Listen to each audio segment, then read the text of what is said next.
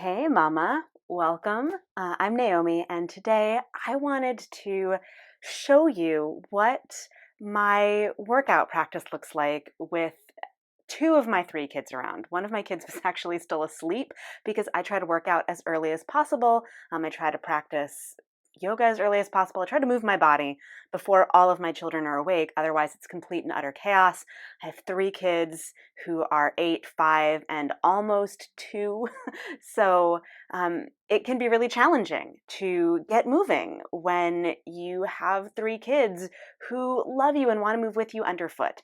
So if you are one of those people, whether you have one kid or two kids or three kids or five kids, it's really kind of all the same thing, right? And if you're struggling to figure out how to move, what I did in this video was I just put my camera on while I was exercising, and you get to see what happens. Now, in the first video, I edited together four sort of separate times in my workout that my kids were a part of it. Okay, in one of them, they are very, very active. In another one, two of them are sitting on the couch reading and not bothering me at all. And then in the second or the third and fourth, they're very active again, particularly my youngest. And I think that it's really important to see all the different ways that your kids can be on your mat with you. In the third one, actually, my older daughter tries to do it with me. She tries to do it with me, and it's so sweet, and I love it. You know, it's so much fun. And at the same time, it can be more complicated. So hopefully this first part of the video gives you an idea of what it can look like when you practice with your kids. Now, I'm not giving any instruction in these videos at all. This is just sort of watch and see if it looks familiar, if it resonates. I'm actually practicing to somebody else's instruction in the first 4 videos. It's not even me doing it on my own. I'm doing a workout that is a pre-recorded workout. So, all of this again is, at least in the first 4 videos, not mine, right? But the second video that I'm going to share is just a really quick one of me sort of doing a cool down with my youngest daughter and sort of incorporating her into the practice. So you'll definitely want to stick around for that second video as well. So make sure that you stick around for both. And I'll see you on the other side. And my 14th one is 2 pages, royal icing, and Laura's rustic chocolate. And lengthen up, okay? Please rotate your palm out. So my 15th one, I really wanted to do this one, but it's for babies. Also, this standing, this right leg, your knee can bend. My 15th and last one is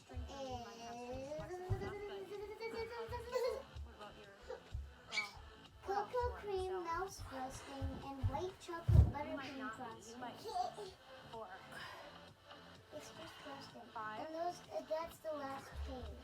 4. Don't forget to lengthen I up top. some from 3. You did not do any from snacks. 2. Rotate in. Last one. Bend your elbow first. Bring it down. Switch sides. Okay. So bring that right arm up.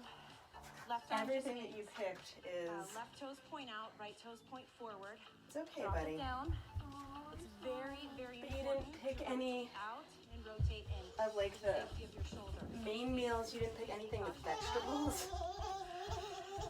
Try and breathe out on the way up. and lengthen.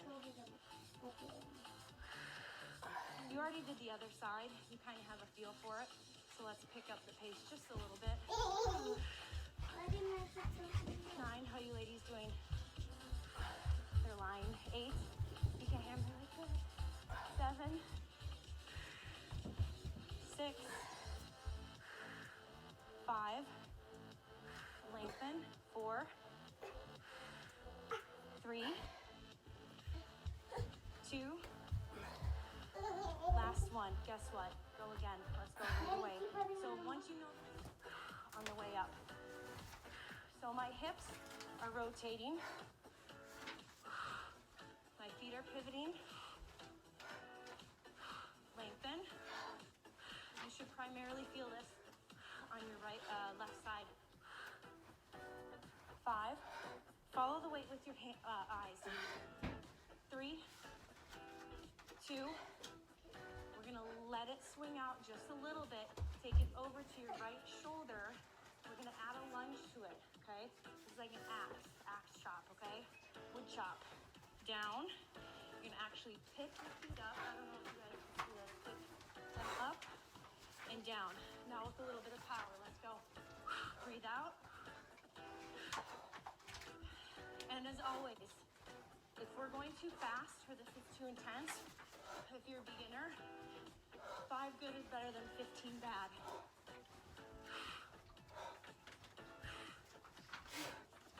Actually, I did get some stuff from the 5, from 4, the snacks. 3, I got 2, last one. We're good? Gets your heart rate up too, right? Okay, let's just do it. Let's go. Over your right hip, straight arm.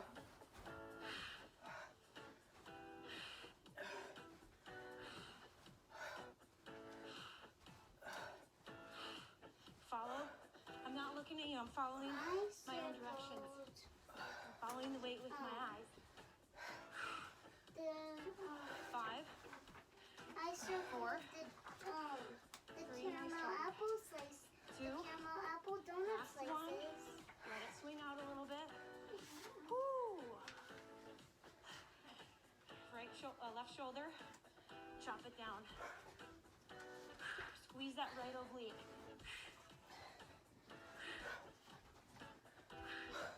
Put a little bit of power into it. It's good to feel strong.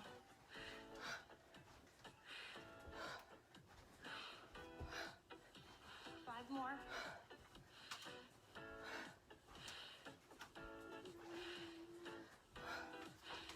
Last one. Nice job. Engaging your shoulder blade. Desiree and I, we're gonna take it to a crunch too with our leg. Arm out, tap your toe in between, row, and crunch. Lengthen back. Oh, okay. Crunch. Abs are tight, the spine is staying straight. Push up through the right heel. No, I can't hold your hand. I'm holding a weight. 10. Remember, if you need to modify, that leg doesn't move. I can't do it. It's hard, right? Daddy, no. 2. Last one. No. Let's just switch sides right away. So we're going to do this side, and then we're going to go back to another jump rope routine. I don't Okay? think I can use. So after this, the jump rope, and then we have one more portion left before we're finished. Ready, ladies? Okay. Don't forget to breathe.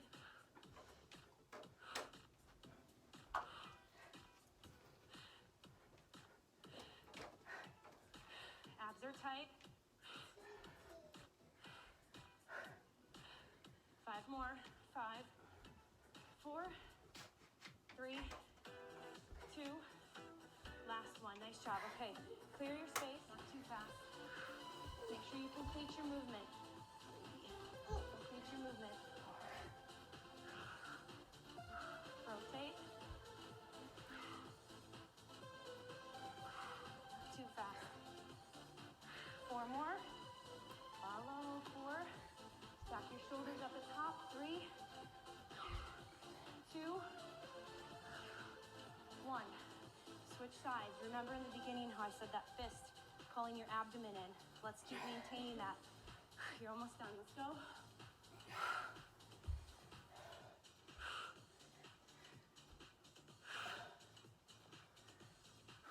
Not too fast. Complete them. I say that for Chrissy, and you might be a Chrissy. She speeds. I'm telling you. 4 more. 4,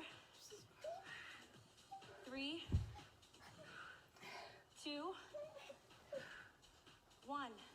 Done with that. You good? We're almost done. We're almost done. Okay. So we're gonna need to go on the floor now. So let's bring it down. You guys good?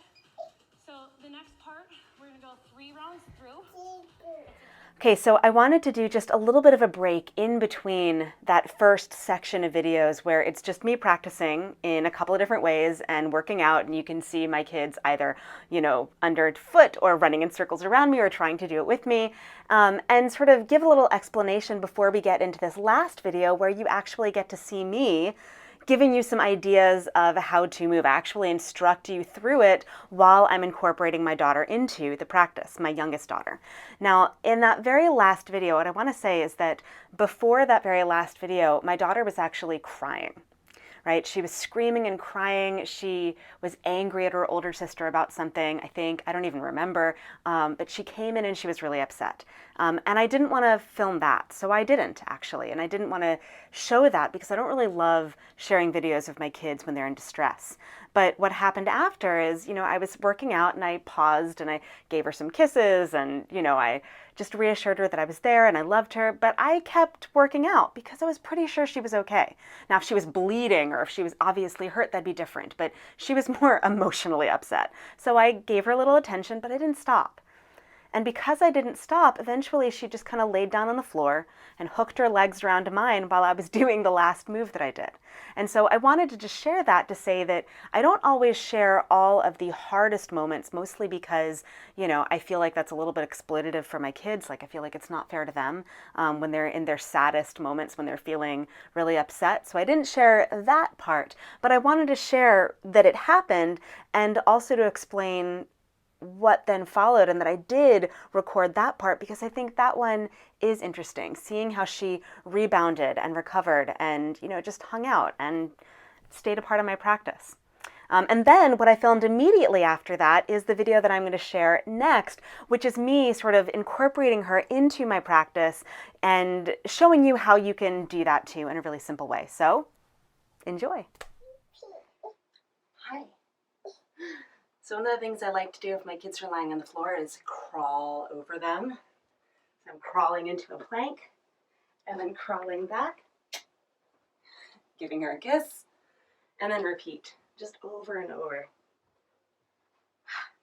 And you can just pop up into a little squat at the end. If your kids are bigger, you can do high fives with them. High five? Yeah. High five? Yeah. High five? Yeah. High five? Yeah. We could do this forever. High five? Yeah. A few more. High five? Nice. All right, I'm going to stop here and I can do some rows. Rows in my plank. I might take a knee down if I need more support. I can only take one down because my daughter is right underneath me. Oh.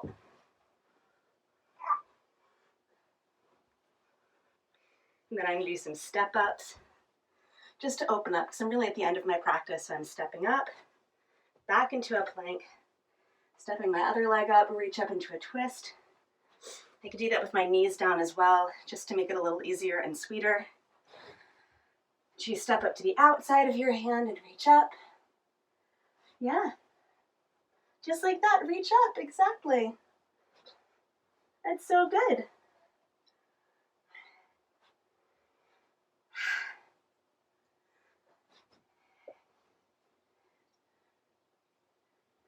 All right, one more step up with my left leg. One more step up with my right. And then I'm going to roll some circles with my shoulder. Can you roll some circles? Circles. Yeah, that works. Now, where are your shoulders? Those are your elbows. These are your shoulders. That's right, those are your shoulders. High five. Yeah. So what do you think? Is it possible to practice yoga or movement or to work out even with weights with your kids underfoot? I say yes. I say it's not only possible, but I think it's easier than we think. I think that a lot of times we get into our heads about it as moms and we're like, oh, I'm not giving them attention, or they need food, or they need this, or they need that, or they're breaking down, or they're going to get in my way, or I'm going to drop a weight on them, or all kinds of other stuff. But the truth is that you can usually figure out a way. And that for me anyway, it's more important for me to get on my mat and to do the movement and to feel good in my body than it is to be frustrated and wish that I'd done it and avoided it because, I was worried about what was going to happen. So my advice is to start small.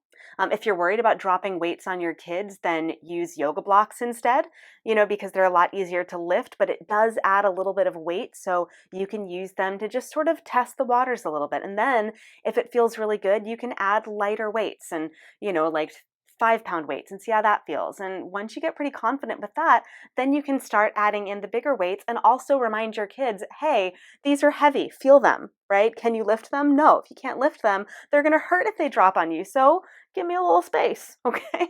So there are a lot of ways, and that's just sort of one way, but there are a lot of ways that you can remind your kids that that they can be a part of your practice, but that it's also okay to give you space within your practice, and that they can have their own practice, or they can just hang out and read,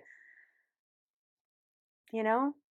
So I hope this was useful. Let me know what you think in the comments below, or if you need more tips or more support for how to get on your mat, whether you're doing a workout, whether you are dancing, or whether you are doing a little bit of yoga. Let me know in the comments below. And as always, if there are other things that you would like to see here on this channel, you can let me know in the comments as well, because I love to create things that support you. So thanks for hanging out with me and watching me work out with my wild and wonderful girls. And I'll see you back here again really soon. All right, until then, bye.